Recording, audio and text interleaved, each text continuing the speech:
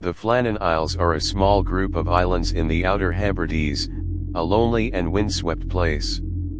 On the largest island, Eileen Moor, stands a towering lighthouse. It had only been in operation for 1 year. On December 15, 1900, the steamship Archer passed by.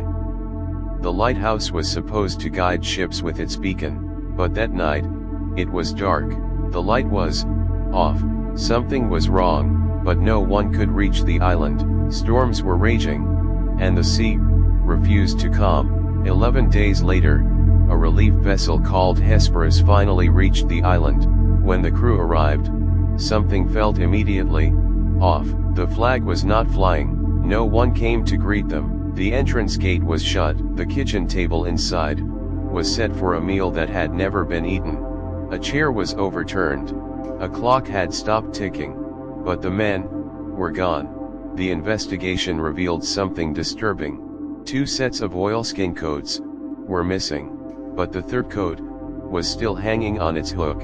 That meant one of the men left the lighthouse without any protection from the brutal weather.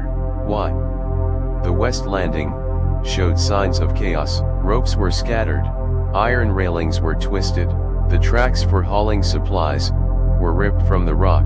The sea had clearly been violent, but there was no blood, no body, no footprints. The last logbook entry was strange. It said that there was a fierce storm, with huge waves crashing around them. One keeper was reportedly crying, another was praying. These were seasoned men, veterans, not the kind to be frightened by a storm, but the local weather reports show that the skies were calm during those days. So what storm were they writing about? The official report said a rogue wave swept all 3 men into the sea, but many questions remain. Why did one of them leave without his coat? Why was the lighthouse locked from the inside? Why was the logbook so cryptic? Some say there was a fight. Others whisper about madness or murder. Some even believe they were taken by something not of this world. Over the years, people have claimed to hear voices when visiting the lighthouse. Cold wind, even on warm days. Strange echoes in the rocks. 3 men lost to history, their fate still unknown. The Flannan Isles remain a place of silence and shadows.